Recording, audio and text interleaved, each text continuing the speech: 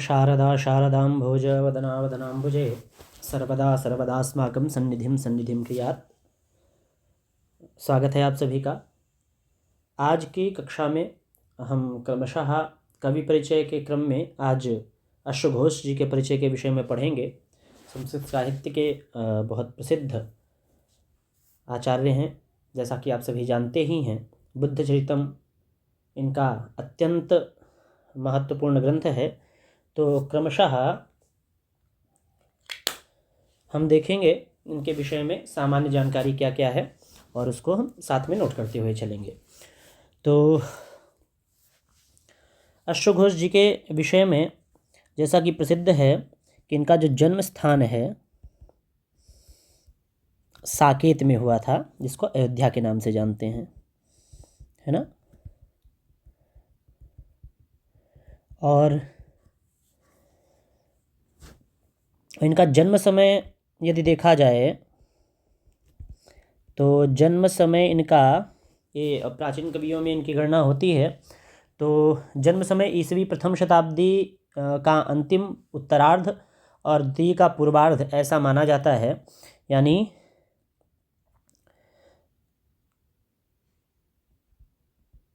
प्रथम शताब्दी है ना, ईसवी प्रथम शताब्दी का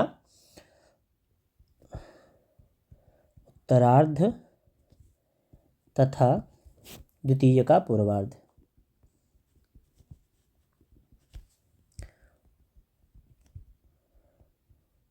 यह इनका समय माना जाता है क्योंकि जो कुषाण नरेश कनिष्क थे, जिनका समय 78 ईस्वी से 102 ईस्वी है ना, उन्हीं के समकालीन महाकवि इनको माना जाता है, महाकवि अश्वघोष को। किसके? कुषाण नरेश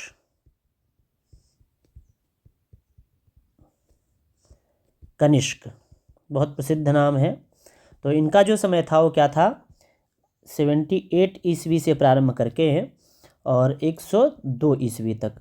तो द्वितीय शताब्दी का प्रारंभ और जो है प्रथम शताब्दी का, ईस्वी प्रथम शताब्दी का उत्तरार्ध, ऐसा इनका समय माना जाता है। ये जाति से ब्राह्मण थे।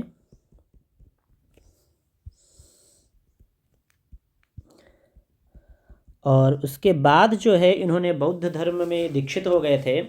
जो पार्श्व एक बौद्ध धर्म के आचार्य हुए हैं, उन्होंने, उनके पार्श्व के जो शिष्य थे, है ना, पूर्ण यशस,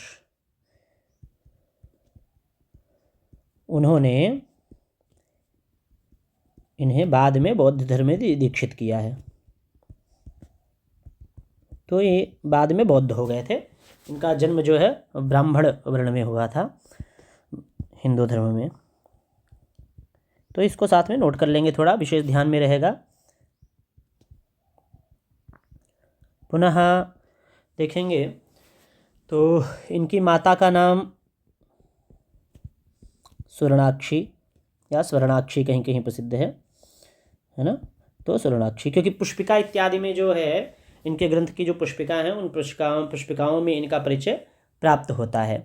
और चीन के जो बहुत सारे ग्रंथ हैं, तिब्बत में जो बहुत सारा साहित्य है, उसमें भी इनके विषय में प्राप्त होता है, क्योंकि वहाँ भी बौद्ध धर्म का विशेष प्रचार हुआ और ये बौद्ध धर्म में दीक्षित हो गए थे। बौद्ध के बाद में प्रसिद्ध विद्वान हुए और साहित्य, संस्कृत साहित्य के प्रसिद्ध आचार्य हैं ही। तो इसलिए जो है चीनी और तिब्बती साहित्यों में भी इनके विषय में बहुत सारी जानकारी प्राप्त होती है। तो इनकी माता के नाम स्वर्णाक्षी, कहीं कहीं स्वर्णाक्षी, ठीक है, ये आपको नोट रखना है। और इनकी, इसके पहले, बौद्ध के पहले यदि पूछा जाए कि बाद, ये तो बौद्ध दार्शनिक बाद में हुए, उसके पहले क्या जो है शैव मत को मानने वाले थे। तो यदि बौद्ध के पूर्व में आपसे पूछा जाए तो शैव मतानुयायी थे, ठीक है। चलिए, बौद्ध धर्म में इनको जो है उपाधि भी दी गई, और उसके पहले भी जो इनकी उपाधियाँ थी, देखिए महाकवि अश्वघोष इनको बोला जाता है, तो इनकी उपाधियाँ भी लिख लीजिए साथ में।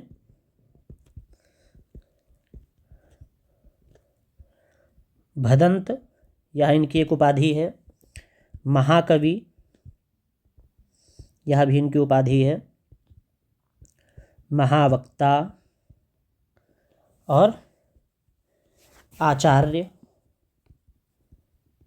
और महावादी, है ना। यह इनकी जो है सारी क्या हैं, जो है उपाधियां हैं, भदंत, महाकवि, महावक्ता, आचार्य, महावादी।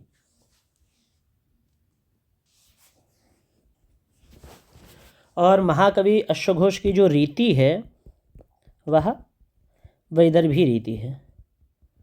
देखिए प्रायः इनके ग्रंथों में जो है दर्शन शास्त्र मतलब दर्शन प्रधान भी होते हैं और काव्य प्रधान तो होते ही हैं। और इनका जो मुख्य छंद है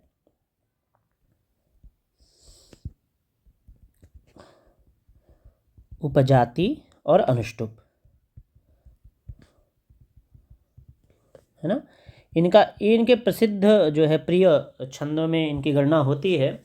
और रीति वैदर्भी आप जानते ही हैं। अच्छा दूसरा देखिए, जब ये बौद्ध धर्म में जब दीक्षित हुए तो इनकी दीक्षा जो है ना, किस यान में हुई आप जानते हैं। बौद्ध धर्म में 2 यान है, हीनयान, महायान। तो हीनयान में इनकी दीक्षा हुई और परंतु इन्होंने जो अपने ग्रंथ लिखे, ग्रंथों के द्वारा महायान का जो प्रवर्तन हुआ उसमें भी इन्होंने अपना पूर्ण योगदान दिया, क्योंकि ये विविध शास्त्रों के ज्ञाता थे। इनको बहुत प्रसिद्ध आचार्य हुए हैं और जैसा कि आप जानते हैं महाकवि के नाम से प्रसिद्ध भी हैं। और इनके अब ग्रंथों की चर्चा करते हैं। सामान्य परिचय इतना ही है। और इसके बाद जो मुख्य विषय रह गया है इनके ग्रंथों के विषय में, तो देखिए इनके ग्रंथ तो बहुत सारे हैं जिनको कहा जाता है कि यह सारे ग्रंथ हैं। परंतु यदि हम बलदेव उपाध्याय गुरु जी के अनुसार देखेंगे तो 3 ग्रंथ जो है प्रसिद्ध हैं इनके, और देख लेते हैं।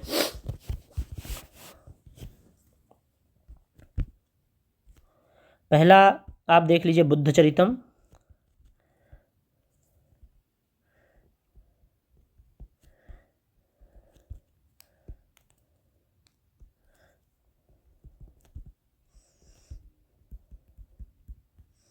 बुद्ध चरितम, है ना। यह इनकी प्रथम रचना है।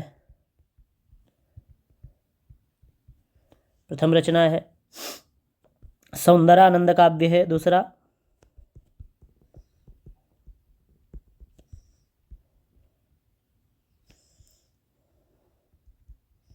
तीसरा जो है गंडी स्तोत्र गाथा।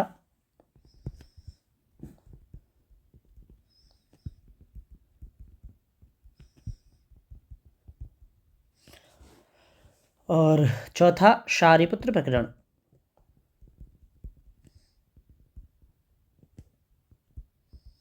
देखिए इसमें जो है आचार्य बलदेव उपाध्याय जी के अनुसार जो है ये देखेंगे तो 3 को ही ज़्यादा अधिक प्रमाणित मानते हैं। किसको? बुद्ध चरितम को, सुंदरानंद को और शारिपुत्र प्रकरण को। गंडी स्तोत्र गाथा उनके अनुसार प्रमाणित नहीं है कि इन्हीं का काव्य है कि नहीं है, परंतु तथापि यह इनके नाम से ही प्रसिद्ध है। और कुछ रचनाएं हैं जो प्रसिद्ध हैं इनके नाम से, उनकी अन्य ग्रंथों की जो है सूची भी आप देख लीजिए। अन्य ग्रंथ जो है वज्र सूची,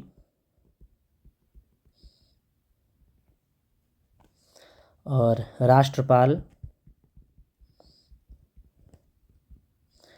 इसका चीनी अनुवाद भी हुआ है और यह चीनी अनुवाद में गेयात्मक रूप में जो है उपस्थित है। ठीक है। पुनः एक महायान शुद्धोत्पाद शास्त्र,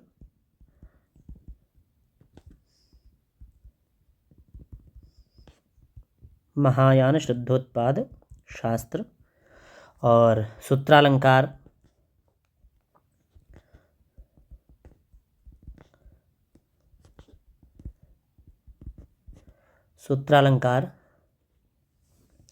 और नेक्स्ट देखेंगे तो इधर ही देख लेते हैं हम लोग 5 नंबर डाल के। पुनः गंडी स्तोत्र गाथा ऊपर आ ही चुका है, दोबारा लिखने की आवश्यकता नहीं है। और नैरात्म्य परिप्रक्षा,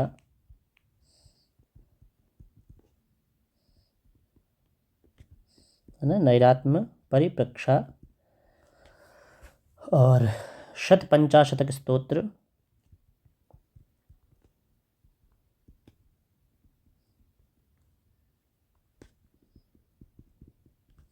शतपंचाशतक स्तोत्र, त्रिदंडमाला।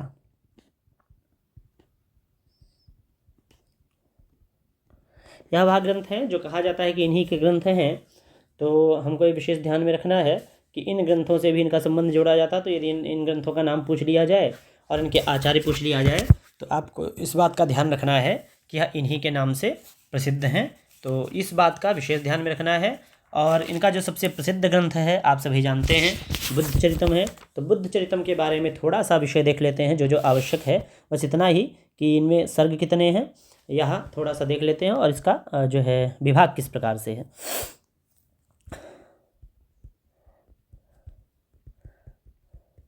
तो बुद्ध चरितम जो ग्रंथ है इसमें क्या है, गौतम बुद्ध जी का जीवन चरित्र है।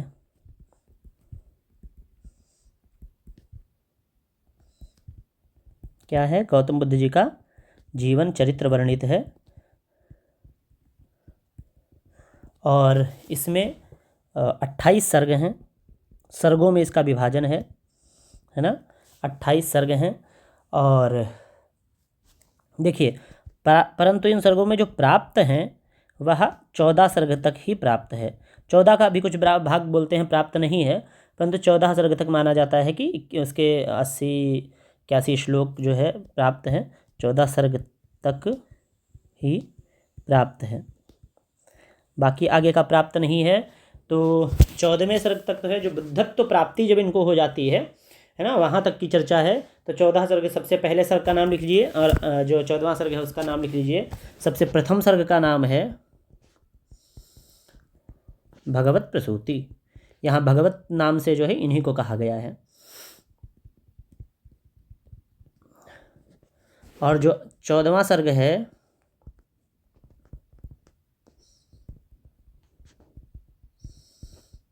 बुद्धत्व प्राप्ति नाम से प्रसिद्ध है।